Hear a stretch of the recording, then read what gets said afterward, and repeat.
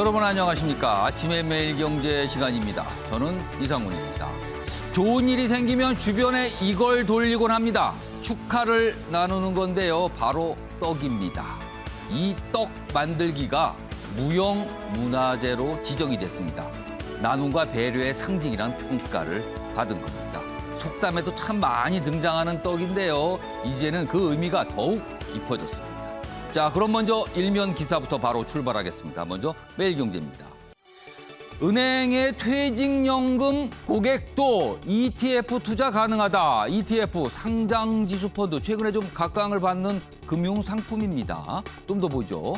공격적인 투자를 선호하는 MZ세대를 잡아라. 뭐 이런 상품이 곧 나온다는 건데요. 그동안 ETF 투자는 증권사의 퇴직연금만 가능했습니다. 근데 이제 은행도 된다는 거죠. 그래서 지금 은행과 증권사들이 이 퇴직연금 시장을 놓고 치열하게 경쟁을 벌이고 있다. 이런 얘기입니다. 이번엔 경향신문 확인해 보겠습니다. 제목이 짧지만 큼지막하게 이렇게 돼 있습니다. 이런 날이 오긴 오네요. 그렇습니다. 단계적 일상 회복. 어제 첫날이었죠. 사진 좀 봐주세요. 많은 분들이 앉아 계시죠? 테이블도 많습니다. 여기가 어딘가면요. 서울 중구의 한 음식점입니다. MBN 스튜디오 인근입니다. 가까운 곳에 있어요. 여기 보면 많은 분들이 뭐 담소를 나누고 술을 곁들이고 안주도 보이고 그러네요. 이게 아마 이런 시간에 좀 지은 건데 저녁 늦게는 아마 이 자리가 다 꽉 찼을 겁니다. 이런 모습이 다시 보이고 있는 거예요. 아래로 가면 위드 코로나 첫날 표정이다. 호프집 주인 단체 손님 상상 못했는데 그동안 이제는 가능할 수 있다는 거예요. 식당 입구에 새벽 1시까지 영업 이런 게 적혀 있다고 합니다. 한 직장인 말이에요. 입사 후 첫 동기 회식을 했다. 이런 얘기도 적혀 있습니다. 다음은 조선일보 확인해 보겠습니다.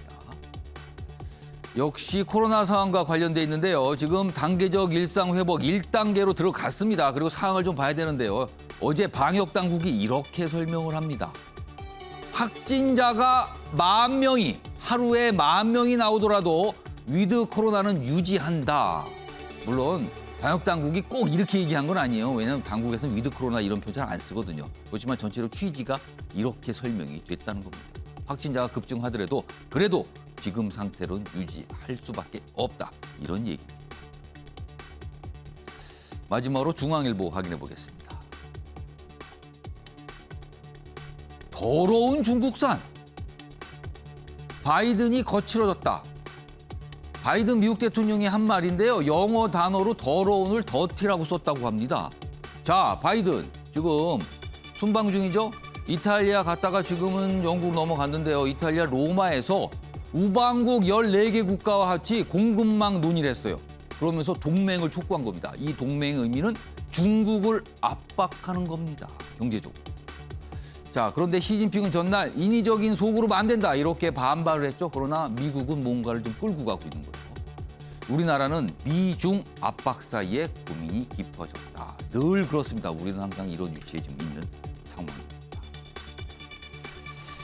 자, 지금까지 일면기사 짚어봤고요. 오늘도 뉴스의 의미를 생생하고 깊숙하게 여러분들이 뉴스를 보실 때 알쏭달쏭한 얘기를 아주 똑부러지게 설명해 주시기 위해 오늘 4분 자리하셨는데요. 한 분씩 소개해드리겠습니다.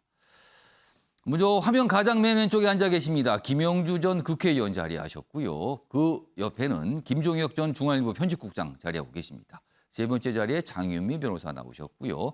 마지막으로 이종훈 시사평론가 나와 계십니다. 안녕하세요. 안녕하세요. 안녕하세요.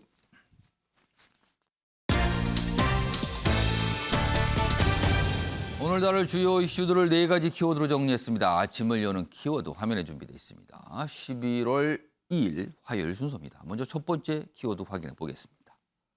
완주가 더 관심이다. 어제 대선 출마 선언을 하신 분이 있죠. 통상적이면 출마 선언을 하면 이분이 과연 어느 정도의 지지를 받을까, 그리고 앞으로 어떤 활약이 있을까, 어떤 경쟁 모습일까 이런 건데 어제 그분에 대해서는 완주할까 질문이 많이 나왔어요. 그래서 완주가 더 관심, 첫 번째 키워드고요. 두 번째는 누구에게 시소식, 물음표가 찍혀 있죠. 모른다는 겁니다. 어제부터 국민의힘 대선 최종 경선 당원들의 투표가 시작됐습니다. 어제, 오늘 일단 마치고요. 그리고 그걸 못하신 분은 다시 또 이틀간 기회가 있습니다. 근데 시작이 된 거예요. 근데 첫날 투표율이 40%가 넘었습니다. 대상자예요. 상당히 높습니다. 과연 이거는 4명의 후보 가운데 누구한테 유리한 걸까? 각자 유리하다고 얘기하고 있어요. 오늘 한번 다뤄보겠습니다. 세 번째 키워드는 불쑥 정책. 여당 대선 후보 이재명 후보. 뭔가 굉장히 중요한 내용을 담고 있는 정책, 공약으로 보이는 내용들을 최근에 많이 주장을 합니다. 정식 기자회견 또는 발표 자리가 아니었어요. 그래서 언론에서 이런 표현들이 등장합니다. 마지막 키워드는 먹통 보상입니다. 얼마 전에 KT 통신망이 좀 마비가 돼서 문제가 발생했습니다. 피해 보신 분들이 있어요. 어제 그에 대한 보상 계획이 알려졌는데요. 조금 생각해 볼 지점들이 있습니다. 다뤄보겠습니다. 자, 아침에 매일경제 본격적으로 출발하겠습니다. 첫 번째 이슈는 어제 있었던 안철수 국민의당 대표의 대선 출마 선언, 이 이야기입니다. 첫 번째 키워드하고 관련돼 있죠. 완주가 더 관심이다. 한번 보시죠. 어떤 내용인지. 첫 번째 기사입니다. 안철수 세 번째 대선 출사표다. 그렇군요. 벌써 3번 대선에 나온 겁니다. 야권 단일화 여부를 묻자 제가 정권 교체할 겁니다. 이렇게 말했습니다. 의지를 나타냈다고도 할 수 있죠. 좀 더 보죠. 그러면서요. 뭔가 배수진으로 해석될 수 있는 얘기를 합니다. 본인이 대선에 당선될 경우 임기 중반에 중간평가를 받겠다고 약속을 했습니다. 뭔가 의지를 나타냈다고 볼 수 있어요. 자, 이런 가운데 국민의힘 경선 후보들은요. 안철수 대표와 소통 중이다. 공동정보 할 수 있다. 이렇게 뭔가 손을 내밀고 있습니다. 그거는 완주를 못할 수도 있다는 게 전제로 깔리는 거예요. 그러면은. 그래서 국민의힘 대선 주자들 연대에 러브콜을 보냈다. 이렇게 돼 있습니다. 자, 그럼 어제 안철수 대표의 기자회견, 그러니까 대선 출마 선언이었어요. 그리고 선언한 뒤에 기자들로부터 많은 질문을 받았습니다. 그 영상 묶었습니다. 보시죠. 국민들은 놈 대선이라고 합니다. 나쁜 놈, 이상한 놈, 추한 놈만 있다며 걱정이 태산입니다. 저는 서울시장에 당선되면 대선에 출마하지 않았다고 말씀드렸습니다. 도중에 서울시장 그만두고 대선에 나가는 일은 없다. 그렇게 말씀드린 겁니다. 단일화 과정에서 좀 중도 하차하시는 경우가 있어서 매번 아닙니다. 이 완주하실 건지 좀 확답을 주시면 좋겠습니다. 저는 당선을 목표로 나왔습니다. 제가 정권 교체할 겁니다. 어제 출마 선언문 내용이 상당히 많았어요. 근데 그 이후에 기자들의 일문일답이 사실 더 주목을 받았거든요. 김영주 전 의원. 네. 영상에도 중간부분에 들어갔어요. 질문이 나왔거든요. 작년 말에 서울시장 보궐선거 출마와 관련해서 대선과 연결돼서 얘기했거든요. 다시 뭐 대선 그때 출마 안 한다. 근데 그거에 대한 추가 설명이 있었거든요. 근데 서울시장에 당선될 경우가 전제다. 뭐 이런 취지의 설명을 합니다. 김영주 전 의원님이 보시기에는 지금 이게 대선 출마와 관련돼서 번복입니까? 아닙니까? 사실은 번복이죠. 근데 아니라고 본인은 강력히 왜냐하면 얘기한 것 이제 같아요. 그 실제적으로 작년 12월 달에 본인이 먼저 대선을 포기하고 서울시장에 나가서 정권 교체의 교두보가 되겠다. 예. 실제로 정권 교체를 할 사람은 뭐 국민의힘의 후보고 나는 서울시장이 됨으로써 그 후보가 대통령이 되는 일에 적극적으로 예. 나서겠다. 이제 그런 역할을 했는데 바로 이제 어제는 내가 정권 교체하겠다라고 예, 그렇게 얘기했죠. 얘기했어요. 그 말에서조차도 나중에는 내가 정권 교체한다고 했지 내가 꼭 대통령이 된다는 뜻이냐 이렇게 또 바뀔 수도 있는 거죠. 정권 교체라는 의미가 또 그렇게 될 수도 있다는 예. 거예요. 지난번에 서울시장 그 후보 단일화 할 때 합당하겠다 했는데 자세히 들여다보면 우리 당원들과 협의하여 그 말이 싹 빠져 있습니다. 그래서 마지막에 자기가 안 하고 싶을 때는 언제든지 빠져나올 수 있는 길이 있는 거죠. 그러니까 안철수 대표가 그동안 한 말을 보면은 뭔가 이렇게 돌릴 수 있는 여지들이 남아있는 말들을 그렇죠. 한다는 뜻인가요? 빠져나올 그러면은? 구멍이 분명히 있는 겁니다. 내가 정권 교체한다고 얘기했지 내가 대통령이 되겠다고 얘기한 건 아니지 않느냐. 그렇게 나중에 빠져나올 수 있고 지난번에도 마찬가지로 정권 교체의 교두보가 되겠다라고 얘기를 했지 않느냐. 예. 이렇게 얘기할 수도 있는 거죠. 지금 상태가 교두보라고 얘기해도 할 말은 없다. 예. 이제 그런 부분이라서 실제로 시대 교체의 적임자는 내가 아니어도 좋다. 나중에 또 그런 얘기 할 수 있습니다. 그래서 실제로 보면은 뭐 정치인들의 말이 대충 예. 다 그렇습니다만은 본인 입장에서는 뭐 말 바꾼 것이 아니다. 뭐 그렇게 얘기를 하는 것이죠. 그러니까 질문이 나왔잖아요. 이거 대선 출마 안 한다고 얘기하신 거 아닙니까? 라는 취지의 질문이 나오니까 서울시장에 당선이 되면 이 저들의 설명을 한 거예요. 그렇게. 그래서 본인은 이제 번복한 거 아니다. 뭐 이런 취지의 설명이 좀 있었습니다. 아무튼 뭐 출마를 좀 자주 하시는 정치인 중에 한 명으로 꼽히긴 합니다. 지금요. 자, 이런 가운데요. 어제 안철수 대표의 대선 출마 선언에 대한 반응이 좀 나와 있는데요. 기사로 보시죠. 이재명 민주당 대선 후보는 뭐 출마야 뭐 자유 아닙니까? 잘 되길 바랍니다. 잘 되길 바랍니다는 원칙적인 뭐 축한데 출마야 자유. 뼈가 있어 보이기도 하고요. 이거는요. 그리고 국민의힘 주자들은 러브콜을 보내면서 뭔가 단일화 뭐 이런 거를 좀 시사했다 이겁니다. 지금요. 자, 그럼요. 어제 뭐 여야에서 반응들이 많이 나왔습니다. 그 내용 좀 묶었는데요. 들어보시죠. 안철수 대표 대선 출마 관련해서 그냥 뭐 무언을 빈다 짧게 한마디만 해주셨는데 예. 뭐 어떤 뜻으로 하신 말씀이신지. 저는 뭐 공직선거에 출마하겠다는 의지를 밝히신 모든 분들은 항상 응원을 합니다. 정권 그 단일화에 대해서는 어떻게 생각하시는지 뭐. 당긴다고 당겨지는 분도 아니고 밀친다고 밀쳐내지는 분도 아니고 본인의 판단에 따라서 뭐 제안을 하실 수는 있다 보지만은 저희 쪽에서 먼저 뭐 제안할 일은 지금 상황에서 없을 것 같습니다. 예. 뭐 출마야 다 자유 아니겠습니까? 대한민국 국민 누구나 법적 요건만 갖추면 출마할 수 있는 것이니까 잘 되시기 바랍니다.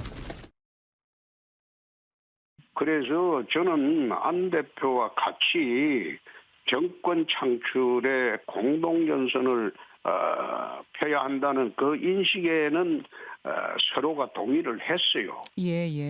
했기 때문에 저는 그런 생각을 쭉 해왔습니다. 과거 DJP 연대 하듯이 세력대 세력을 서로 연대를 해서 공동정부를 창출할 수도 있고 그렇게 해서라도 이 좌파 정권을 종식을 시켜야 하지 않겠나 그런 생각을 늘 해왔고 오래 전부터 우리 안 대표가 우리 정치에서 그래도 많은 역할을 하면서 또 거기에 그 상응하는 좀 대우를 받지 못했다는 생각을 가지고 있고 또 지난 그 서울시 우리 시장 선거에서도 또 안 대표께서 출마를 해서 또 분위기를 굉장히 아주 좋게 만들어 주셨고 또 단일화에 또 응하고 또 그 결과를 승복을 해서 열심히 도와준 것이 이 우리 당이 이런 정권 교체에 그 희망을 갖게 되는데 큰 역할을 하시지 않았나. 김종혁 전 국장님. 아까 김영주 전 의원님께 드렸던 질문 짧게 다시 드리고요. 두 가지 추가로 하나 드릴 텐데 일단 대선 불출마 번복이냐 아니냐 어떻게 판단하시는지 그리고 앞으로 안철수 대표 대선 일까지 내년 3월 9일까지 후보 자리를 유지하면서 완주하느냐 못하느냐 어떻게 전망하시는지 두 가지입니다. 안철수 대표가 이번 선거가 나쁜 놈, 이상한 놈, 추한 놈, 예. 놈 선거다라고 얘기를 했는데 예. 만약에 거기다가 웃기는 놈, 웃기는 놈, 싱거운 놈 뭐 이런 것까지 추가를 한다면 예. 아마 안 대표도 그 중에 하나에는 들어가 있지 않을까. 이거 혹평아이십니까 너무 그러면은? 아니요. 그런 생각이 드는데 예. 저는 사실 안 대표에 대해서 정치적 가능성이 꽤 있는 분이라고 생각을 해요. 처음에 이제 40%의 지지로 출발을 했었잖아요. 예. 그랬는데 그럼 이번에 이제 말씀을 하시면서 기존 정치인과 다른 모습을 국민들이 나한테 원한다는 걸 알게 됐다 이렇게 말씀을 했어요. 그런데 이 대선과 관련해서 말을 바꾸는 거 보면 이건 뭐 기성 정치인과 뭐가 달라 이런 생각이 드는데 아니 내가 서울시장에 당선되면 대선에 안 나간다는 얘기였다라고 얘기를 하시잖아요. 예. 중간에 그만두고 나가질 않는다. 예. 그러면 예를 들면 오세훈 시장이 지금 만약에 서울시장을 그만두고 나 대선에 나오겠다 그러면 그 여론이 어떻게 움직이겠어요. 어느 누구도 보궐선거로 당선이 돼서 그 임기를 한 2년도 안 되는 임기를 마치지 못하고 대선에 나가겠다고 하면 국민들이 가만히 있지 않을 거예요. 예. 그러니까 어차피 그건 불가능한 얘기인데 저는 차라리 이 안철수 대표가 솔직하게 죄송하다고 사과를 했으면 좋았을 것 같아요. 저런 식으로 말을 돌려서 이 말장난 비슷하게 하면서 거기다가 이 뭐 국민들이 나에게 다른 기존 정치와 다른 모습을 원한다라고 거기다 갖다 붙이면 두 개의 모순되는 것들을 이렇게 막 네모난 동그라미라고 그럴까요? 뭐 이렇게 얘기하는 것 같아서 잘 안 맞는 것 같고 그다음에 과연 완주할 수 있을 것이냐. 그 두 가지 변수가 있다라고 생각을 해요. 어떤 겁니까? 첫째는 물론 지지도죠. 어느 정도의 지지도가 나올 것이냐. 예를 들면 뭐 한 10% 지난번에 20% 넘었었잖아요. 그렇죠. 지난번 대선에서는 10% 이상의 지지가 예를 들면 여론의 지지가 이어진다든가 이러면 나오겠죠. 계속 10%대 정도가 줄곧 이어진다면 끝까지 간다. 뭐 끝까지 갈 수 있다고 생각해요. 근데 이게 만약에 정말 5% 이하로 뭐 지지부진하다든가 이러면 버티기가 힘들 거라고 생각을 하고요. 또 하나는 누가 후보가 되느냐. 국민의힘에서 누가 후보가 되느냐에 따라서도 좀 달라지지 않을까 생각을 해요. 그럼 어떻게 달라집니까? 아니, 그러니까 둘 다 이제 러브콜을 보내고 있잖아요. 지금 현재로 보면 이제 그 이강이라는 게 윤석열 후보와 홍준표 후보인데 양쪽에서 전부 다 러브콜을 보내고 있지만 글쎄 예를 들면 이제 거기는 또 이제 좀 다른 변수이긴 하지만 김종인 선대위원장이 예를 들면 들었으느냐 안 들었으냐에 따라서 또 좀 다르지 않겠어요? 그러니까 후보가 정해진 뒤에 국민의힘 선거대책위원회가 꾸려질 거예요, 선대위가. 근데 거기에 김종인 전 비대위원장이 참여를 하냐 안 하냐도 또 중요한 변수다. 아마 김종인 박사가 오시면 비대위원장이 오면 전 비대위원장이 그러면 안철수 두 분의 이제 워낙 안철수 대표가 워낙 사이가 안 좋은 걸로 세상이 다 알고 있는데 지금요. 쉽지는 않지 않을까 이런 생각은 좀 드네요. 그런 변수 남아 있다는 겁니다 지금요. 이종근 평론가, 일단 완주하느냐 못하느냐 이 가능성 좀 짚어주시고요. 안철수 대표의 이 대선 특히 제1야당의 대선 후보 뭐 이런 거 향후에 어떤 일정도 있을 텐데 이와 관련된 영향력은 좀 어느 정도가 있을까? 어떻게 보시는지요? 완주할 생각이면 출마 선언을 조금 더 일찍 했겠죠. 너무 늦었다는 겁니까? 네, 그렇습니다. 그러니까 지난 뭐 서울시장 선거 때도 그랬고 이번도 좀 마찬가지인데 결과적으로 지금 안철수 정치라고 하는 것이 떴다방 정치로 좀 전락하고 있다. 떴다방이요? 그래서 좀 길게 목표를 보고 좀 굳건하게 이렇게 쭉 가는 게 아니고 그 단기 실익 계산 위주로 자꾸 지금 정치를 접근하는. 떴다방이라는 거는 뭔가가 판이 열릴 때마다 가서 이렇게 테이블 갖다 놓는다 이런 뜻이 됩니까? 그렇죠. 지금요? 그러니까 선거 때면 지금 뭐 이렇게 출마를 하고 습관성 출마가 좀 이제 제가 보기엔 문제인 것 같아요. 그러면 그렇게 출마를 했으면 지난번 서울시장 선거 때는 굉장히 기회가 좋았다라고 저는 보거든요. 본인 중심으로 단일화할 수 있는 아주 굉장히 좋은 기회였는데 결국 합당 문제 이거 하고 이거를 잘 처리를 못하면서 그때도 결국 정치력 부족이었죠. 그때 실기를 했는데 이번 같은 경우에도 좀 마찬가지다. 그러니까 지난 대선 때만 하더라도 그 중도에 대한 열망이 상당히 강했기 때문에 안철수 그 당시 후보가 상당히 그 많이 득표를 했잖아요, 그죠? 자, 그런데 그때하고는 지금 환경이 좀 많이 달라졌습니다. 그러니까 중도가 지금 거의 사라졌고 양당 정치로 지금 많이 회귀가 된 그런 그 국면이어서 환경은 더 나빠졌다는 거죠. 본인도 그거 알 겁니다. 그래서 제가 보기에는 뭐 완주할 생각을 애초부터 하지 않았던 것 같고. 그럼 완주를 안 하면 뭘 생각하는 겁니까? 그러니까 결국은 이제 뭐 연대나 연합 뭐 이런 식으로 해서 단일화죠, 결국.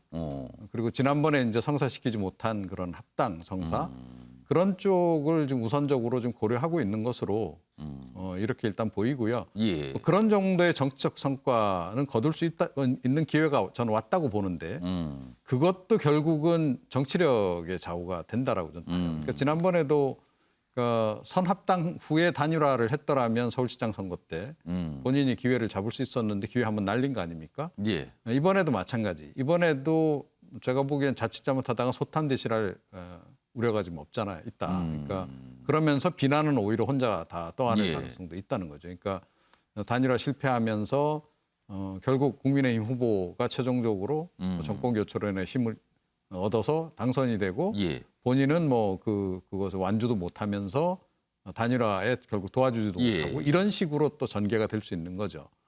이제 2012년 민주당하고의 합당 과정 이런 거 생각해 보시면 되는데 그런 실패를 이번에는 좀 끊어내는 것이 본인에게 굉장히 중요하지 않을까 이렇게 생각을 합니다. 만약에 지금 저 전망들을 보면 완주에 좀 부정적인 전망들을 계속 하셨거든요. 근데 반대로 만약에 끝까지 내년 대선까지 완주를 한다면 국민의힘 후보 입장에서는 굉장한 부담 아닙니까? 그건 또 현실적으로 어떻게 보십니까, 이종욱 의원님? 뭐 부담이 되긴 하겠죠. 그래서 아마 단일화 시도는 이제 할 거다라고 저는 중간에 끊임없이 있을 거다. 어찌됐건 뭐 안철수 대표에 대한 지지가 제가 보기에는 뭐 5 내지 10% 그런 정도는 여전히 좀 존재하는 것 같거든요. 그러니까 중도층이 그 정도는 적어도 있다는 거죠. 그래서 그 사람들의 지지가 이제 국민의힘 후보에게 과연 이제 필수적이냐 아니냐 하는 그 부분이 될 것 같아요. 그래서 상당히 접전으로 만약에 전개가 된다 그러면 그게 굉장히 중요한 변수일 수 있는 거죠. 그런데 상황은 민주당도 마찬가지라는 겁니다. 그러니까 민주당도 지금 정의당이 그렇습니다. 마찬가지 변수. 정의당 심상정 후보가 있죠. 그래서 뭐 정의당이 제가 보기에는 이번엔 단일화 안 해줄 것 같아요. 그렇다라고 본다면 국민의힘도 계산하겠죠. 그 변수 빼고 또 만약에 이제 이 단일화하지 않더라도 우리가 이길 수 있다라고 판단한다면 그대로 밀고 나갈 가능성도 있다 이렇게 생각합니다. 그러니까 선거는 상대가 있는 거죠. 그러니까 상대가 어떻게 하냐에 따라서 본인의 행보를 결정하기도 합니다. 그래서 굉장히 상대적인 상황, 그만큼 변수가 많다는 뜻도 될 것 같습니다.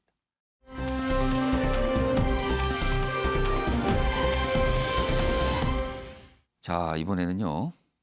국민의힘 경선 후보들 움직임 좀 보죠. 어제부터 당원 투표가 시작이 됐거든요. 첫날이에요. 근데 상당히 높다고 평가를 받고 있습니다. 보시죠. 야당 당원 투표 첫날 투표율이 40%를 넘었습니다. 그러니까 앞서서 2차 컷오프 경선이 있었거든요. 당시하고 비교하면 거의 6% 정도 가까이 같은 시간대에 올라간 거예요. 굉장히 높게 올라간 거죠. 그래서 이준석 대표 서버 터졌다. 물론 터진 건 아닙니다만 너무 많은 당원들이 동시에 이제 투표를 하려고 몰리니까 이게 이제 원활하지 못했다 이런 뜻이 됩니다.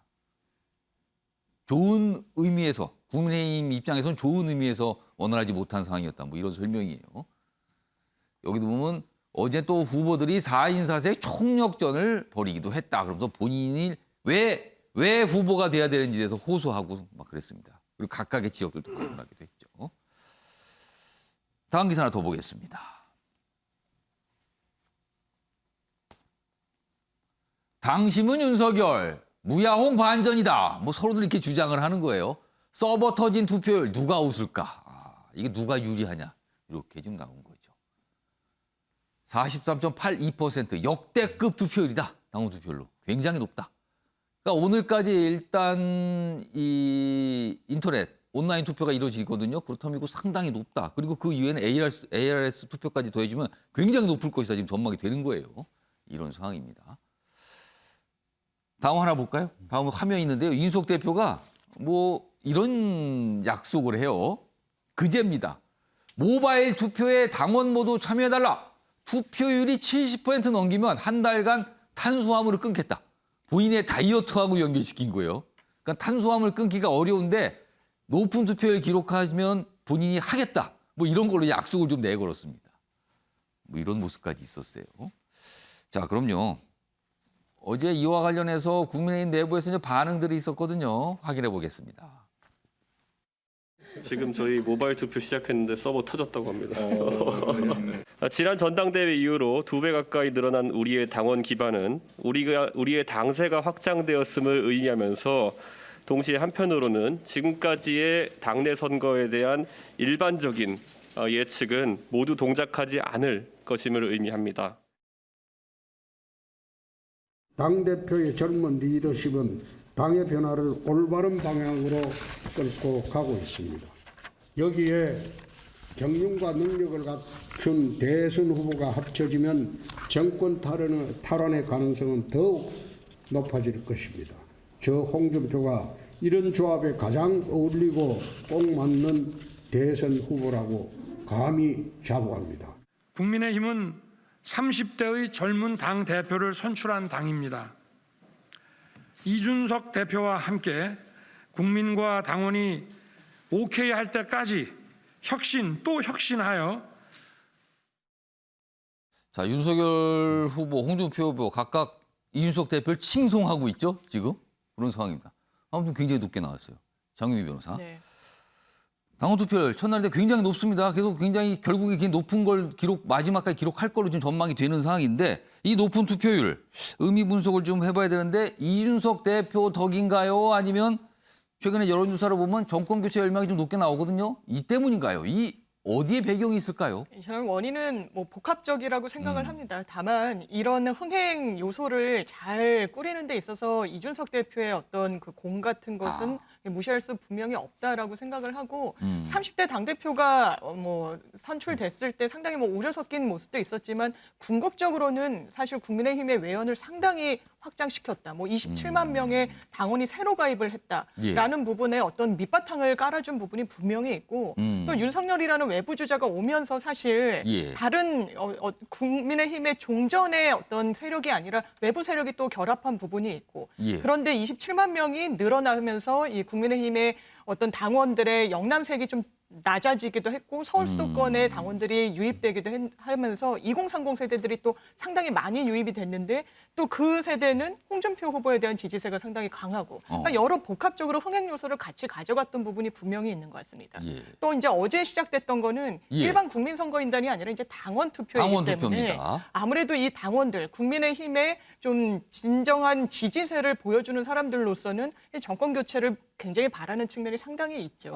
지금 뭐 대통령의 지지율이 한 뭐 40% 안팎을 오가는 굉장히 뭐 고공행진이라고 할 수 있는 부분을 지표로 보여주고 있긴 하지만 그에 반해서 또 정권 교체가 이루어져야 된다라는 지표가 흔들리지 않고 꾸준히 굉장히 높이 나오고 있습니다. 나오는 거 보면 50%가 넘어서요, 지금요. 그렇다면 이 당원들이 과연 어떤 이 스탠스를 취할 것인가. 당연히 투표로 본인들의 의사를 표명할 수밖에 없는 그런 구도가 될 수밖에 없고 또 하나는 지금 선거는 뭐 홍준표 후보는 계속 도덕성 그리고 원희룡 후보 같은 경우에는 대장도 1타 강사를 내세우고 있지만 지금 유권자들이 가치 투표가 아니라 좀 이익 투표 성향을 보이는 경향이 굉장히 많습니다. 뭐 놈놈놈이라고 해서 비호감도가 높은 후보들이 지금 약진을 펼치고 있기 때문에 여러 볼 수 있는 관전 포인트가 상당히 많은 것 같습니다. 자, 그럼요. 앞선 한국일보 기사의 제목이 좀 나왔는데 다시 한번 보죠. 여기는 맨 끝에 누가 웃을까라고 했습니다. 그러니까 투표율이 높은 거 알겠다. 그런데 이 투표율 누구한테 유리한 겁니까? 이렇게 질문을 던지고 있는 기사죠. 이 얘기 좀 해보겠습니다. 김종혁 전 국장님하고 이종훈 평론가 두 분께 똑같은 질문 좀 드릴게요. 먼저 김종혁 전 국장님. 이 높은 투표율 누가 유리한 겁니까? 전망을 좀 해주십시오. 전망을. 그 높은 투표율로 인해서 가장 이득을 본 건 국민의힘이죠. 당 전체고. 당 전체입니다. 왜냐하면 제가 보기에는 이런 분위기로 간다면 누가 후보가 되든 간에 아마 컨벤션 효과가 상당히 있을 겁니다. 그러니까 당선되고 난 다음에 그 후보에 대한 지지도가 막 올라가는 거죠. 몰린다는 거죠. 그렇죠. 민주당 같은 경우는 이재명 후보가 당선이 됐지만 그런 그 컨벤션 효과가 없었어요. 그래서 지지도가 올라가지 않고 오히려 정체되거나 떨어지는 이런 모습을 보였는데 국민의힘 같은 경우는 이런 뭐랄까 국민적 관심이랄까 화제랄까 열기랄까 이런 것들로 인해서 아마 어떤 사람이 후보가 되든 간에 상당 부분 컨벤션 효과를 누릴 것이다라고 생각이 되고요. 그리고 또 이것이 누가 당선되느냐와 상관없이 국민의힘에 유리한 것은 이번에 새로 가입한 게 26만 명이라고 하잖아요. 그런데 그중에 23만 명이 책임 당원이라는 거예요. 그러니까 일정 부분 돈을 내면서 들어간 당원이 23만 명이라는 거죠. 굉장히 적극적인 당원들이다. 굉장히 적극적인 그 당원들이고 그리고 이 중에서 또 2030 세대가 그 이전에 약 27% 정도였는데 이번에 이제 이게 한 35%까지 늘어났다는 거잖아요. 그러니까 국민의힘은 그동안에 젊은 세대의 지지를 받지 못해서 굉장히 고민을 하는 그런 당이었어요. 예. 그리고 이번 선거에서 여론조사라는 방법까지 동원한 것은 사실은 민주당처럼 권리당원, 그쪽에서는 권리당원이라고 예. 그러죠. 권리당원과 그다음에 그 선거인단을 뽑아서 하는 게 예. 정상이겠죠. 예. 하지만 만약에 선거인단을 뽑으면 아무도 지원을 안 하면 우리 망신 아니야? 라는 생각 때문에 사실 여론조사를 도입한 것 같은데 지금 분위기라면 이렇게 예를 들면 젊은 2030 세대도 참여를 하고 많은 사람들이 그 4일간의 투표 중에서 첫날 이미 44%까지 투표를 예. 하는 정도의 열기라면 앞으로 국민의힘도 민주당과 마찬가지로 뭐 예를 들면 당원 그리고 국민선거인단 이런 걸 모집해서 예. 선거를 해도 되지 않겠는가라는 생각이 들기 여론조사가 때문에 꼭 아니래도 다른 선거인단 형태로 결정할 수도 있다. 할 수도 있기 때문에 아마 가장 큰 그런 그 이득은 국민의힘이 봤다. 그리고 예. 거기에 이제 이준석 대표가 상당한 역할을 했다라는 걸 부인할 수 없는 것이고 그리고 누구에게 지금 직접 물어보신 대로 누구에게 유리할 누가 것이냐. 유리한가? 서로 유리하다고 얘기하고 있어요 지금. 그거 하나님만 알겠죠. 누가 알겠습니까만. 하지만 이제 홍준표 대표가 뭐 65%를 넘으면 자기가 압승한다라고 얘기를 하는데 예. 일반적인 평가를 보면 아무래도 선두주자가 있고 추격하는 예. 사람이 있잖아요. 예. 그런데 이런 경우에 투표율이 높아지면 추격하는 사람에게 좀 유리한 건 통상적으로 사실이고. 그렇게 본다는 거네요. 그렇죠. 그리고 이제 첫 번째 첫날 선거에서 이제 모바일 투표에서 예. 44%까지 간 걸 보면 예. 적극적인 투표층 중에서 이제 모바일에 이제 친숙한 그런 세대니까 아무래도 조금 그러나 그 이전까지 차이가 있었기 당원 예. 당심 사이에서는 이 누가 뭐 여러 여론조사가 얘기하듯이 윤석열 후보가 상당 부분 앞서가는 게 있었기 예. 때문에 이걸 과연 어디까지 줄였을까 이런 것을 알 수가 없죠. 그러니까 제가 질문 드렸는데 결국 김정욱 전 국장님은 두고 봐야 안다라는 결론을 내신 것 같아요. 지금 사실 굉장히 어렵죠. 어떻게 전망하기는. 아직은 초기 단계니까요. 화면으로 아까 잠시 소개해드렸는데 어제 대선 경선 후보들 각각의 호소하는 내용들이 있었거든요. 다시 한번 좀 보겠습니다. 여기 보시면 앞서서는 윤석열, 홍준표 후보는 발언을 영상으로 소개해드렸죠. 근데 여기 유승민, 원희룡 후보는 소개 안 드렸는데 여기는 글로 돼 있습니다. 이거 좀 소개해드리죠. 유승민, 대구의 아들에게 기회를 달라. 어제 이렇게 호소를 했습니다. 그리고 원희룡, 이재명을 굴복시킬 사람은 나뿐이다. 원희룡 후보는 그냥 이재명 굉장히 자주 얘기하고 있죠, 요즘에. 이렇게 어제 호소를 했습니다. 다른 윤석열, 홍준표 후보 역시 소개했고요. 여기 뭐 탄수화물 얘기까지 다 섞여 있습니다, 지금요. 이런 상황이었고요. 자, 이종훈 평론가. 지금 나오는 얘기를 보면은 이준석 대표가 당대표가 된 이후에 한 26만여 명 정도의 당원들이 추가로 늘었다. 그중에는 젊은 세대가 많다. 그렇기 때문에 어떤 후보에게 유리다. 이런 분석이 하나 있는가 하면 무슨 소리? 그 당원 중 그리고 기존에 있는 당원들 한 57만 명, 58명 정도 되는데 그분들은 연세가 여전히 많으신 분들이 여전히 다수를 차지하고 있다. 그렇기 때문에 또 누가 유리하다. 아주 다르게 나옵니다. 자, 어제 기록한 높은 투표율 누구에게 유리한 겁니까? 저는 이번에 결국 조직이냐 바람이냐 하는 건데요. 지금 바람이 좀 부는 것 같아요. 바람이 분다? 예, 그러니까 바람이 분다라고 했을 경우에는 조금 그 예상치 못했던 결과가 나올 수도 있다. 앞서서 이준석 대표가 영상으로 확인해 봤는데 지금 어떤 일이 벌어질지 모른다라는 취지의 얘기를 잠깐 한 것 같아요. 아까도. 예. 보지 못했던 현상을 볼 수도 있다라는 취지가 들렸고요. 그렇죠. 그리고 이준석 대표 당선 이후에 입당한 사람들은 그래도 MZ 세대거나 아니면 이제 그 좀 연령대가 있는 분들 중에도 좀 개혁 보수적인 분들이 많이 저는 입당했을 거다라고 일단 추정을 하고요. 예. 이제 그분들하고 지금 이제 원래 있던 그 당원, 그러니까 친박계 성향이 굉장히 강한 그런 이제 당심이 반반 지금 이제 존재하는 거다라고 이제 봐야 되는 겁니다. 이게 좀 섞여 있기 때문에 판단 내리기가 상당히 좀 용이하진 않은데 예.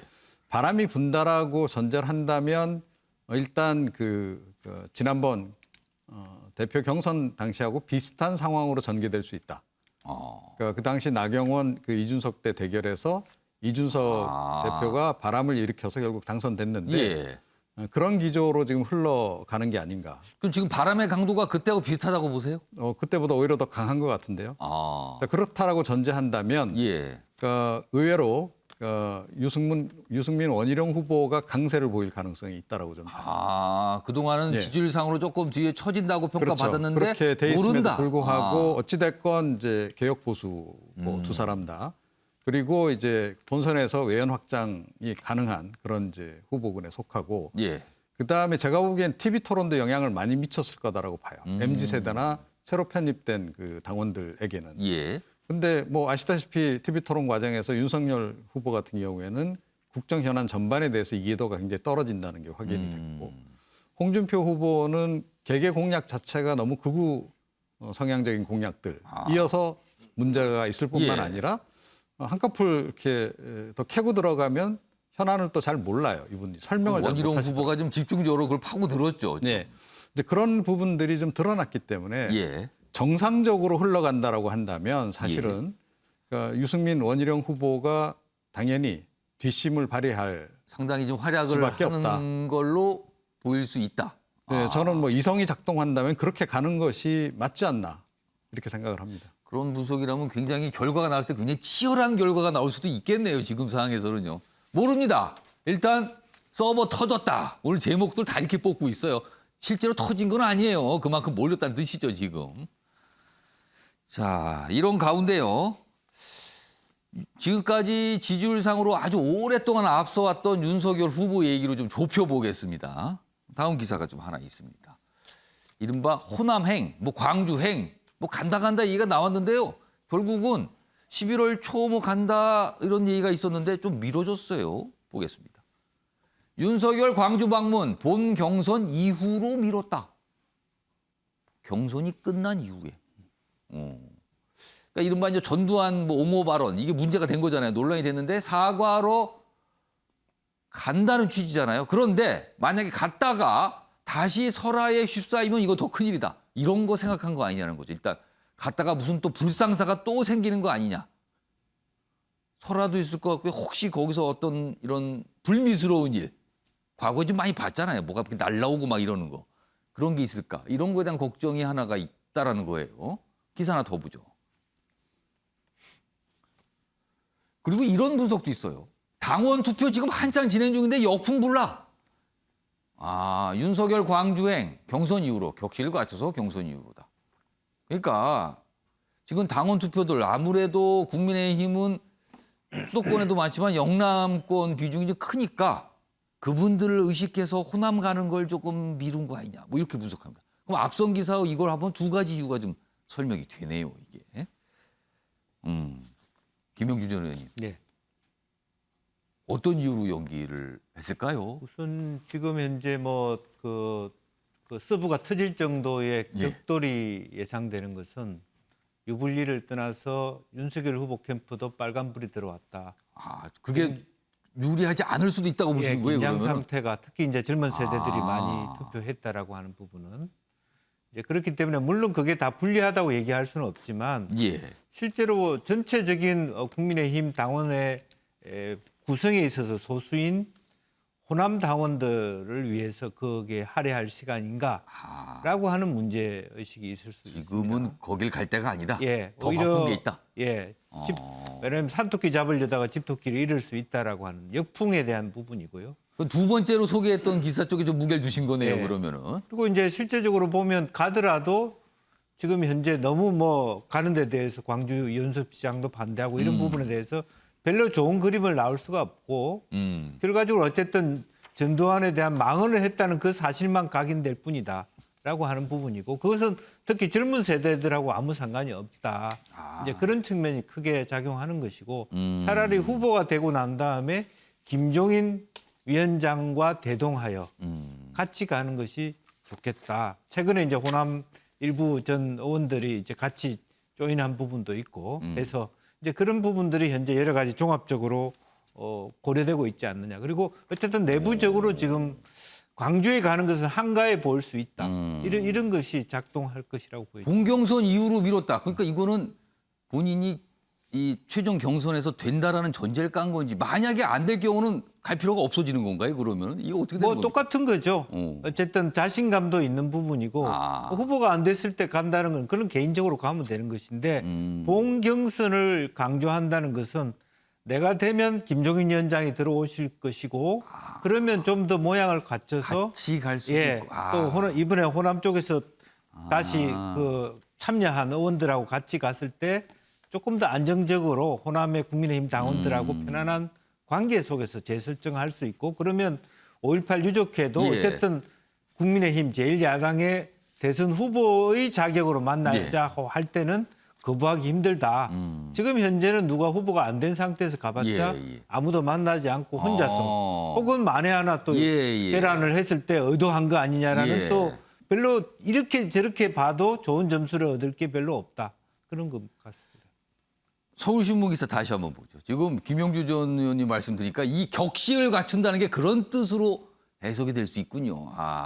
이거 처음에 봤을 때는 무슨 뜻일까? 격식을 갖춘다는 게. 그런데 이게 향후에 두루두루 혼자 가는 게 아닐 수도 있고 뭐 이런 의미가 담겨 있다는 겁니다. 알겠습니다. 자, 윤석열 후보와 관련된 기사 하나 더 있어요. 이번엔 윤석열 후보의 부인 얘기가 나옵니다. 뭔가 하나 지금 결정이 이루어졌죠? 김건희 씨 논문 그리고 주식 투자, 주식 뭐 이게 주가 조작 관련 사건이었잖아요. 이에 관련된 의혹. 교육부가 국민대 특정 감사를 한다. 이렇게 돼 있어요. 그러니까 이 주식 관련해서는 이게 국민 대학 측이 이사회 안 거치고 주식을 이른바 도이치모터스 주식을 24만 주 취득했다. 이 부분은 들여다본다는 거예요. 그리고 지금 박사 논문 관련해서 얘기가 많았잖아요. 이것도 전반적으로 조사한다. 이달 중 시작한다. 근데 내년 초에 결과가 나온다. 이렇게 돼 있습니다. 일정은 또 이렇게 잡혀 있어요. 장우희 변호사, 네. 이게 어떻게 진행되는 겁니까? 여러 가지 사안이네요, 지금. 예, 사실 국정감사에서 상당히 논란이 됐기 때문에 교육부가 그렇다면 특별감사로 어떤 그 정황을 좀 파헤쳐 보겠다라고 이야기를 한 부분이고. 국정감사장에서 지적들이 많이 나왔기 때문에 이루어진 거군요, 그렇습니다. 그러면은. 근데 크게 세 축으로 볼 수가 있을 텐데 지금 국민대학교의 박사학위 논문, 지금 영상에도 나오고 있지만 뭐 콘텐츠 이용자들의 이용 만족, 불만족, 그리고 뭐 운수를 뭐 아바타를 이용한 그런 무슨 뭐 논문을 아바타, 썼습니다. 운수 뭐 이런 제목이 들어가는 논문이었어요. 그렇습니다. 그 뭐 박사학위 주제의 적절성 여부를 떠나서 사실 박사학위 논문과 관련해서 일반 학술 서적을 인용한 게 아니라 그냥 블로그 글 그리고 인터넷상에 떠도는 그런 기사들을 인용 없이 그대로 사실상 뭐 표절 비슷하게 옮겨 쓴 부분이 상당히 문제가 됐던 부분이고 이게 서울의 유수대학의 박사학위 논문으로서의 어떤 그런 수준을 갖췄는지에 대해서는 실제로 국민대 졸업생들이 졸업장을 반납할 정도로 본인들이 굉장히 좀 불쾌하다는 입장을 공식적으로 또 표명한 바도 있습니다. 그런데 예. 그것을 국민대 측에서 5년 시효가 지났다라는 이유로 더 이상 들여다보지 않으려고 하니까 이게 정치권에서도 문제가 됐던 그런 부분이 있고 물론 뭐 학술 트랙을 밟지 않는 그냥 일반인의 박사학위 논문이라서 아주 아주 높은 수준의 그런 수준까지 다다르지 않아야 된다라도 단다는 일견의 어떤 의견도 있지만 그건 예. 좀 타당하지 않은 측면이 분명히 있는 것 같고요. 또 하나 들여다볼 부분은 그렇습니다. 국민대가 도이치모터스의 주식 24만 주를 취득을 하는데 사실 사립학교법에 따르면 이런 주식을 취득하는 과정 중에 있어서는 반드시 이사의 의결을 거치도록 돼 있습니다. 그런데 지금 도이치모터스 사건과 관련해서 김건희 씨 소환이 임박했다는 그런 보도도 나오고 있고 또 관련자들이 계속 구속 기소되고 있는 그런 상황입니다. 그렇다면 국민대가 이 취득하는 과정 중에 김건희라는 어떤 그런 변수를 빼고 이 취득 과정이 경위가 설명이 되는 부분이 혹시라도 무슨 관련이 있지 않을까 뭐 그렇습니다. 이런 걸 지금 의심받는 건가요? 네, 그래서 이 부분도 이번에 특별감사 부분에 포함된 부분이 있고 꼭 국민대가 아니어도 지금 본인이 임용 과정 중에 있어서 허위 어떤 이력을 기재했던 부분이 있습니다. 여러 초등학교에 어떤 교사나 방과후 활동 교사로 활동한 적이 없음에도 불구하고 이런 이력서를 기재를 해서 제출했던 부분. 어제 윤석열 후보가 한 언론 인터뷰에서 본인이 조국 수사를 한 부분과 관련해서 20대의 어떤 뭐 소외감 이런 상실감을 좀 만회해줬다라는 취지로 이야기를 하는데 아마 동일한 잣대가 적용이 된다면 본인은 본인을 향한 어떤 의혹 제기에 대해서 정치적인 탄압이다. 나 하나만 잡으면 예. 정권 교체가 미뤄질 수 있다라는 오해다라고 이야기하고 있는데 이런 정치적인 맥락을 제거하고 분명히 의혹이 제기되는 객관적인 부분에 대해서는 후보로서 그리고 후보의 부인으로서 해명을 해야 될 거라고 생각합니다. 그러니까 지금 부인 관련된 사안 그리고 앞서서는 이른바 이제 전두환 발언 그리고 광주 방문권 어떻게 보면 윤석열 후보에게는 리스크 요인들일 거예요. 이런 얘기들이 오늘 좀 다뤄지고 있습니다.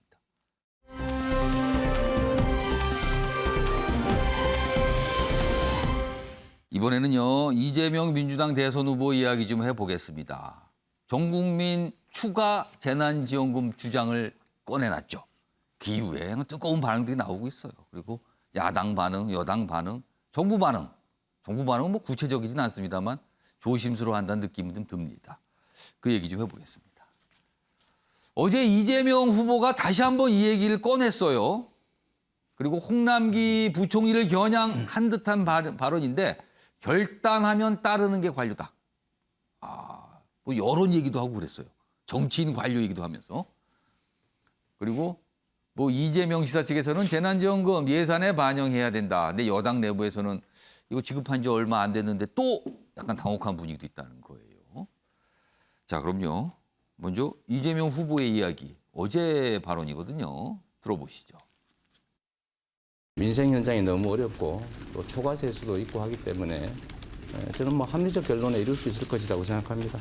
뭐 정치인들끼리의 논쟁, 또 관료와 정치인 간의 논쟁이라고 하는 것이 반드시 뭐 학술적 이론 근거에 따라서 하는 것은 아니고 결국은 판단의 문제가 아니라 결단의 문제이기 때문에 충분히 대화하고 또 우리 국민들의 여론이 형성이 되면 저는 뭐 그에 따르는 게 국민 주권 국가의 관료와 정치인이 할 일이다.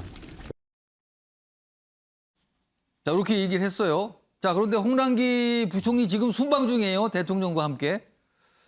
어제 이탈리아 로마에 있었어요. 기자들로부터 이 질문을 받았죠. 이런 반응이에요. 뭐 이재명 후보의 재난지원금 추가 지급 주장이 있었는데 어떻게 생각하십니까? 주무부처 수장이신데요. 라는 질문에 이렇게 대답합니다. 뭐 로마까지 와서 그 얘기하는 것은 적절하지 않다. 그렇죠. 대통령을 보좌하면서 순방 중인데 이 얘기를 거기서 현안을 잘못 꺼낼 경우에는 오히려 더 이 얘기가 커질 수도 있거든요. 그러니까 굉장히 조심한 거예요. 로마까지 왔는데 그 질문을 해서 답하기는 좀 그렇습니다라는 반응이었어요. 자, 그럼요. 벌써 시간이 꽤 지났습니다. 과거에 홍남기 부총리가 비슷한 상황에 대한 질문을 받은 적이 있어요. 들어보시죠. 예, 의원님 저는 저도 신문 보도상에서 들었습니다마는 저는 책임 없는 발언입니다. 그렇죠? 네. 아주 철없는 얘기죠. 그렇죠? 예, 저는 그렇게 생각합니다. 그게 저도 그렇게 생각합니다. 자칫 잘못하면 국민들에게 좀 오해의 소지를 줄 수 있는 발언이고요. 시간이 꽤 지났는데요. 이제 재난지원금 추가적으로 이렇게 지급하는 그런 관련 질문을 받았는데 저렇게 답변을 한 거예요. 그리고 어제는 로마까지 와서 뭐 그 얘기를 꼭 뭐 해야 됩니까? 뭐 이런 취지의 얘기를 꺼낸 겁니다. 이 얘기 좀 해보겠습니다. 김영주 전 의원. 네. 근데 홍남기 부총리의 별명 중에 하나가 홍백기예요. 뭔가 이렇게 반대하다가 마지막엔 결국에는 그냥 손을 든다. 그러니까 그 주장을 받아들인다. 이거거든요. 이번에는 어떻게 될까요? 그래서 작년하고 올해는 조금 상황이 다른 것 같습니다.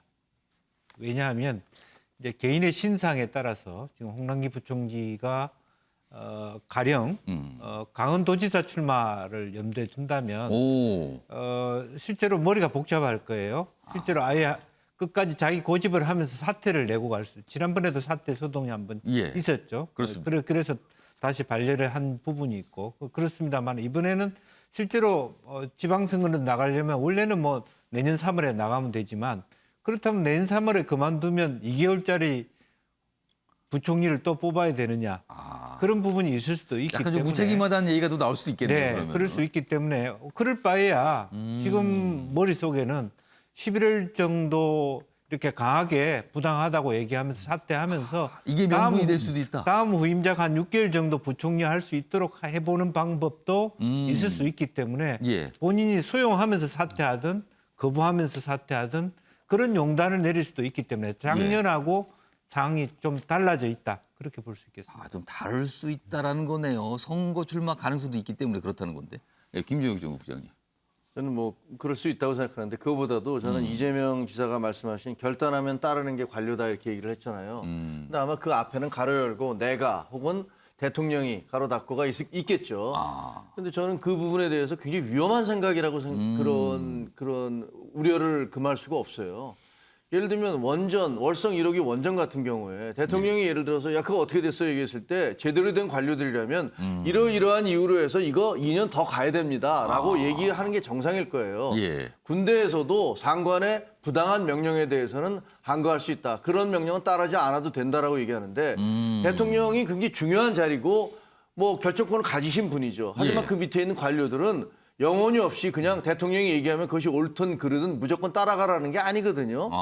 분명히 그 사람들도 국민의 한 사람이고 국민의 세금에 의해서 예. 대통령이 돈 주는 거 아니에요. 국민들 세금에 의해서 월급을 받고 있기 때문에 국가가 어떻게 굴러가는지에 대해서 소신껏 양심을 걸고 얘기할 수 있어야 된단 말이에요. 예. 그런데 이재명 지사처럼 후보처럼 얘기를 한다면 야 내가 대통령이고 내가 인사권자고 내가 결정권자니까 내가 얘기하면 무조건 따라. 이런 식의 사고방식이 있는 게 아닌가라고 해서 상당히 좀 우려가 돼요. 그러면 안 된다고 얘기하고 싶어요. 여기 보면 지금 말씀하신 부분 지적인데 뭐 영상도 확인하는데 발언을 다시 한번 소개해드리죠. 이 부분에 있습니다. 어제 이제 국회에서 기자들 만나 질문 받으면서 나온 거죠. 관료와 정치인의 논쟁은 반드시 학술적 이론과 근거에 따르는 것은 아니다. 그러면 결단의 문제다. 아마 정치적 결단의 문제다. 이런 말이 좀 줄였겠죠. 그러면서 국민 여론이 형성되면 따르는 게 관료와 정치인이다. 그러면서 여론 얘기를 꺼낸 겁니다. 이런 설명이 좀 있었어요. 그리고 로마에서 이제 반응이 나왔던 거죠. 여기서 말하기는 적합하지 않다. 이런 겁니다. 관련 기사 하나 더 있습니다. 보시죠. 최근에 이재명 후보의 이런 행보, 이런 뭐 정책 발언이죠. 이거에 대한 평가를 좀 담고 있죠. 정책 줄줄이 던지는 불쑥 이재명. 야당은 이거 대장동 덮기용이다. 이렇게 비판하고 있습니다. 당내에서도 약간의 어떤 시각들이 좀 있거든요. 이런 거 뭐랄까요? 뭐 우절까요? 걱정일까요? 뭐 이런 시각이 있는데 민주당 내부에서 나오는 목소리 들어보겠습니다. 전국민 재난지원금이냐 아니면 또 더 어려운 분에게 더 두텁게 지원해야 되느냐는 이런 논쟁이 계속 이어져 왔던 것이고 이것이 이제 기본소득 논쟁 또 그리고 보편적 복지 체계와 당이 당원 당규 상에 제시되고 있는 정책 기조와 맞느냐 부합하느냐 이런 문제가 제기되어 왔던 사안이기 때문에 정부의 입장으로서 상당히 좀 곤혹스러운 부분이 있을 수 있지 않겠냐는 걱정이 있습니다. 후보가 이 문제에 대해서는 당과 논의를 했어야 된다고 생각합니다. 근데 이게 지금 당장 예산안에 반영되기는 어렵습니다. 어렵죠. 예. 자, 이종훈 평론가. 이 기사 정책 줄줄이 던지고 있다 지금. 그러면서 약간 좀 야당의 비판 목소리가 담았는데 이 기사의 시각 어떻게 좀 보십니까? 네. 이슈 덮기 70%. 예. 이슈 선점 30%. 아, 섞여 있다. 예. 섞여 있는데 이슈 덮기가 70%라고 보는 이유는 완성도가 굉장히 떨어지는 공약을 지금 막 던지고 있어요. 아, 완성도가 좀 아직은 부족한 거 아니냐. 예. 그러니까 음식점 총량제 같은 거는 정말 터무니없는 공약이죠. 아, 그러네요. 참모진들하고 조금만 토의해봐도 이거 얼마나 터무니없는지 금방 드러나요. 사실은 내부적으로 그 정책을 누군가 이렇게 제안하고 했을 때 논쟁이 치열하게 붙을 사안이에요. 아니 예를 들어서 음식점 총량제를 한다 했을 때 중식, 한식, 일식 퍼센테이지를 어떻게 나눌 거죠? 네, 국민이 또 음식성이 안 변하나요? 메뉴까지 생각을 해야 되네요. 그러면. 그렇죠. 그러면. 그리고 음식점 총량제 하게 되면 편의점 총량제는 왜 안 하나요? 예, 다 그런 식이에요. 그래서 이거 상당히 황당한 공약인데 이게 불쑥 툭 튀어나왔다라고 하는 거. 그다음에 지금 이 재난지원금도 마찬가지예요. 처음에 100만 원 얘기했어요. 예. 그러더니 점점 줄어서 요즘엔 50만 원 얘기를 하더라고요. 예.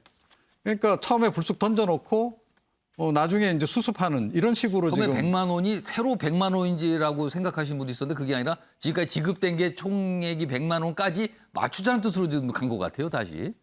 그러니까 그게 막 설명이 자꾸 바뀐다는 거예요. 그러니까 왜 그렇게 완성도가 낮은 공약을 자꾸 던지느냐 하는 거예요. 그러니까 이슈 선점만의 목적이었으면 치밀하게 잘 내부적으로 토의 거쳐서 예, 그야말로 원샷 원킬 개념으로 딱 던져야 이게 맞는 거잖아요. 예.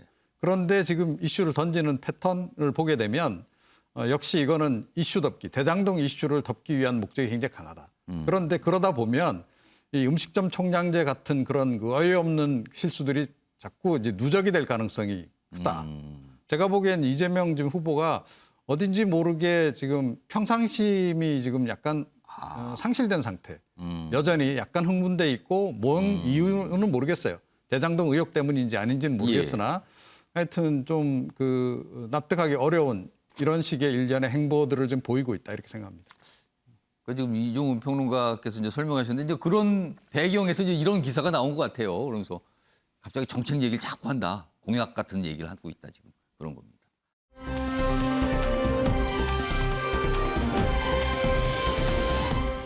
다음은 대장동 관련 검찰 수사 상황인데요. 뭐가 조금 이제 진척이 된 게 나왔어요. 윗선까지 가나 4인방에서 접나. 기로에선 대장동 수사다.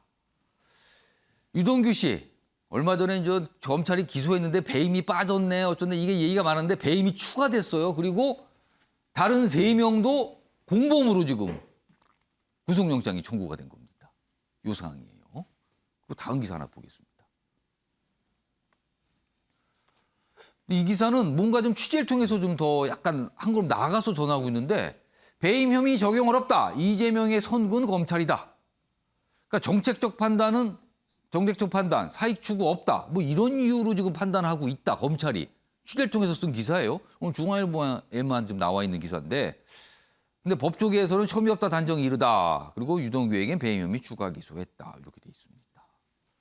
장우미 변호사. 네. 앞선 기사 설명 좀 해주셔야 될 것 같아요. 지금 검찰의 판단이 뭡니까 그러면은? 네, 일단 배임으로 추가 기소했다라는 부분이 상당히 의미가 있는데 지금 그렇습니다. 배임과 관련해서 그렇다면 이재명 후보로까지 더 윗선으로 검찰 수사가 향할 수 있을 것인가가 어떤 관전 포인트라고 할 수 있는데 지금 검찰이 수사 의지와 능력이 없다라는 비판이 상당히 많습니다. 그런데 이런 비판의 전제는 사실 이재명 후보가 문제가 있음에도 불구하고 그 부분을 파헤치지 못한다라는 것이 전제되어야 이 말이 맞는 겁니다. 저는 반대로 이 사건의 실체가 과연 그렇다면 지금 흔히들 말하는 더 윗선으로까지 올라갈 수 있는 그런 사실관계들을 갖고 있는가. 일단 배임과 관련해서도 큰 축에서 문제가 되는 건 그렇습니다. 민간에게 천문학적 액수가 흘러가도록 한 그 설계 부분. 그리고 초과 이익을 환수하는 어떤 규정과 관련해서 그 부분이 어떤 협약서에 담기지 못했던 이런 부분. 그렇다면 이 두 가지 축과 관련해서 지금 유동규 당시 사장 대행 그 본부장으로서 좀 수상한 자금 흐름이 있기 때문에 이게 대가성, 특혜 이런 부분이 없다라면 이 자금의 흐름이 또 설명되지 않는 부분은 분명히 있습니다. 그렇다면 그런 연장선상에서 유동규 그리고 김만배 그리고 남욱 이 사람들에 대해서는 배임으로 기소가 가능하겠지만 이게 어떤 자금 흐름도 더 이상 위로 흘러가지 않는 상황에서 과연 이재명 후보까지 경위에서 수사를 하는 그 방향성 자체가 맞는 것인지 상당히 의문이 가해지는 부분이 있고 지금 수사선상에 올라 있는 사실관계 중에 왜 그 화천대유가 5개 블락에 대해서는 또 수의 계약을 했던 부분, 그래서 더 이익을 더 많이 창출하게 됐던 부분이 있습니다. 그 부분도 사실 그렇다면 그 당시 법령이 박근혜 정부 때 그리고 이명박 정부 때 오히려 이런 민간 개발업자들이 수의 계약을 할 수 있도록 할 수 있는 도시개발법이 폐지된 그런 전례가 있고 그리고 이렇게 천문학적 액수가 민간에게 귀속될 수 있었던 건 분양가 상한제가 그 당시에 폐지됐었던 그런 부분도 있습니다. 그렇다면 이 책임이 단순히 이재명 개인의 문제인지 아니면 이런 민간 개발업자에게 천문학적 액수가 흘러갈 수 있도록 한 그런 그 당시에 어떤 정부의 어떤 실책이고 문제의식이 없었다는 그런 부분 때문인지 짚어야 될 부분이 분명히 있고 지금도 민간에서 40만 호 가까이 수도권에서 인허가를 받고도 착공조차 안 하고 있다고 합니다. 그 말은 정권이 바뀌길 바라는 그런 부분이 있습니다. 자, 김정일 정국장님, 지금 뭐 장유빈 변호사 이제 상황 설명 쭉 해주셨어요. 지금 시간이 많지 않아서 한 1분 정도 시간 들 테니까 이 상황에 대한 의견을 좀 주시죠. 어떻게 보고 계시는지. 저는 그 검찰의 목표는 거악을 척결하자라는 것이 모토예요. 그런데 거악이라는 것은 잘 드러나지 않아요. 진실과 마찬가지로. 그리고 강한 사람들, 기득권 있는 사람들이 그렇게 대놓고 범죄를 저지르겠습니까? 눈에 드러나는 것들을 파악하는 것이 아니라 실제로 가려져 있고 숨겨져 있는 것들을 찾아내는 것이 검찰의 목표예요. 그런데 지금 대장동처럼 이렇게 어마어마한 범죄가 저질러졌는데 지금 검찰과 경찰이 하는 수사 과정이 과연 그런 의지와 능력이 있느냐에 대해서 의심이 가고 그리고 유동규 예를 들면 유동규 혼자서 그런 일을 저질렀을 거라고 믿는 국민은 제가 보기엔 거의 없을 겁니다. 그리고 유동규가 여러 차례 시장, 뭐 내 뒤에 시장이 있다, 내가 2인자다라는 얘기 여러 차례를 해왔어요. 그리고 그 이재명 시장은 뭐라고 그랬습니까? 그 3, 4만 명이나 되는 사람 중에서 그 사람 내가 어떻게 하느냐고 얘기했지만 그 이후의 추적 과정을 보면 저 사람이 굉장히 가까운 사람이었다는 것이 드러나고 있어요. 그렇다면 검찰의 목표는 실제로 지금 가려져 있는 것, 이런 것들을 어떻게 확인해내고 찾아내느냐 그게 예. 목표일 거예요. 그걸 안 하고 있다는 생각이 들어요. 하여튼 뭐 야당 특검 얘기를 하고 있고요. 뭐 여당에서는 야 증거도 안 나오는데 무슨 소리입니까? 이런 반발안도 막 있고 뭐 맞서는 상황에서 지금 검찰 수사 진행 중이고 이런 보도가 좀 나오고 있습니다. 자, 다음은 사회 분야 기사를 좀 가보겠습니다. 얼마 전에 많은 분들이 좀 불편을 겪으셨죠. 통신망이 좀 먹통이 된 거예요. KT입니다. KT. 자, 근데 KT가 어제 뭐 보상 관련 발표를 했어요. 근데 89분 먹통에 1,000원 빼준다고요? KT 보상안에 고객들 분통. 개인은 1,000원, 소상공인은 한 7,000원에서 8,000원 정도 보상해 준답니다. 피해 규모의 10배 수준인 15시간 상당으로 계산했다는데 일괄 규제를 하는 거죠. 그냥 전체 가입자들. 피해를 따로 따지는 게 아니라. 근데 이거에 대한 반발이 좀 있다고 그래요. 그러니까 이렇게 7,000원, 소상공인 점심시간대에 결제 못해서 피해봤는데 7,000원.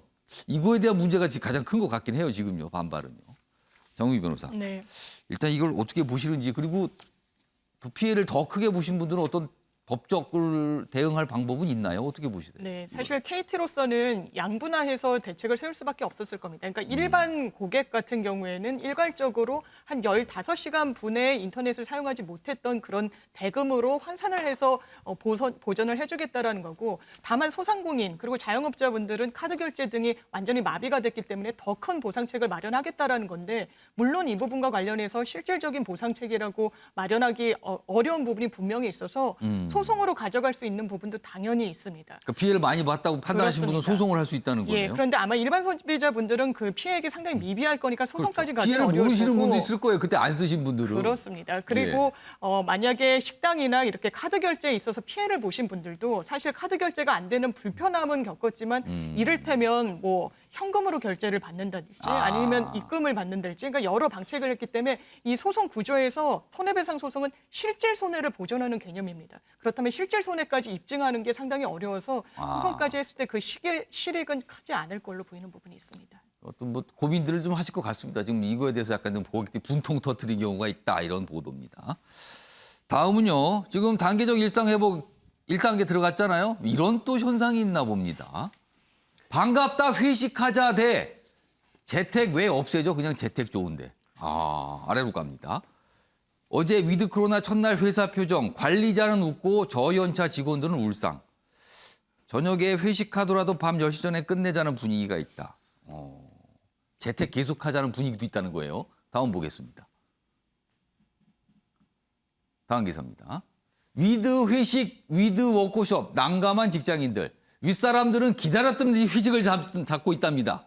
근데 밑에 있는 저연차 직원들은 이거 불편한데, 재택 좋았는데, 뭐 이런 겁니다. 퇴근 후 시간 등 사라질까 아쉬움도 남아있다. 이런 겁니다. 이종훈 평론가. 이게 시각이 갈리네요, 이게 지금. 회사의 위치에 따라서. 어떻게 보세요? 지금 이런 현상 주변에 좀 얘기도 들으셨어요? 좀? 네. 근데 뭐 당연히 이제 아무래도 그 윗사람하고 아랫사람은 이제 회식에 관한 하는 늘 평상시에도 사실은 이해관계가 갈리죠. 누구를 위한 회식입니까? 뭐 이런 거예요, 지금. 예. 그런데 이제 조금 전에 이제 그 우리 처음 시작할 때 그 뉴스에 보니까 뭐 동기 회식을 처음 했다. 뭐 이런 경우도 있습니다. 회식에 또 긍정적인 측면도 있잖아요. 동기 회식은 좀 편한 자리죠. 네, 그러니까 사실은 굉장히 지금 이제 이 재택근무가 아마 길었던 그 회사들도 많을 텐데 그 사이에 회사 나간 사람도 있고 뭐 새로 입사한 사람도 있고 아마 교체가 좀 적잖게 이루어지기도 했을 거고 또 인원 감축이 또 많았잖아요. 코로나 그 국면에서. 그래서 그런 이제 뭐 그만둔 사람도 많고 그런데 인사도 제대로 못하고 그만두고 아마 이런 경우도 굉장히 있을 겁니다. 그래서 지금 현재 제가 보기에는 그래도 회식은 어느 정도는 좀 필요하지 않을까. 다만 이제 그 윗분들이 네, 너무 그 회식 자리에서 갑질만 안 하시면 되겠죠. 즐거우면 되는 겁니다. 근데 이제 즐겁지 않고 조금 이렇게 다른 얘기가 나오면 이제 불편해진다는 건데 아무튼 반응이 이렇게 나오고 있답니다. 다음은 마지막 주제가 될 텐데요. 오세훈 서울시장 얘기 좀 해보겠습니다. 기사가 좀 2개 준비되어 있습니다. 속도 좀 내보겠습니다. 오세훈 시민단체 832억 그리고 TBS는 123억 예상 삭감. 서울시 예산안 얘기예요. 박원순표 위탁 보조금 대폭 깎았다. 그러다 시민단체 반발하고 있다. 이런 얘기입니다. 기사 하나 더 보죠. 그런데요, 이 예산안의 방점이 이거 아니냐라고 다음 기사 보고 있어요. 오세훈, TBS, 김호준 정면 겨냥했나? 독립언론 뭐 의무 책임 이런 얘기를 하거든요. 자, 그럼요. 이와 관련해서 오세훈 시장의 얘기가 있는데요. 확인해 보겠습니다. 권리, 권한도 독립을 하지만 그에 따른 의무와 책임도 함께 독립이 돼야 진정한 의미에서의 독립이다. 이런 관점에서 보면 스스로 홀로 설 수 있는 재정의 독립이야말로 진정한 독립이다. 정부 정책이나 서울시 정책에 대해서 가감없는 비판, 대안 제시를 하려면 사실 재정 자립이 가장 선행이 돼야 되고 오직 시민을 위한 순수한 정책 행보여야지 개인의 셈법에서 나온 정치 행보여서는 안 됩니다. 무엇보다 정책은 일관성이 있어야 합니다. 정책 변화는 대범하게 이루어져야 하는 것이 맞지만 전체적인 안전성과 연속성은 유지되어야 합니다.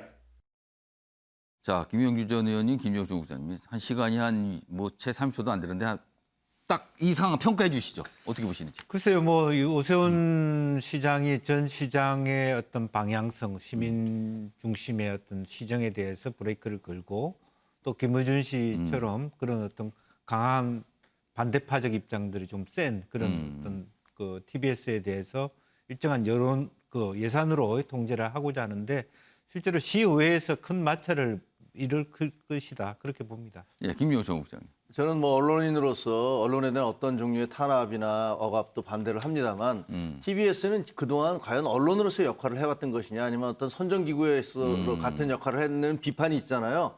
그런 부분들에 대해서 생각을 해봐야 되고 시민단체 박원순 시장 때 시민단체도 누구를 위한 그럼 무엇을 위한 시민단체로 그렇게 1,700 거의 2,000억 가까운 돈을 가져갔는지 생각을 해봐야 된다. 알겠습니다. 업보의 성격이 강하다. 이렇게 생각합니다. 자, 아침의 매일경제 오늘은 여기서 마무리하겠습니다. 시청해 주신 여러분 고맙습니다.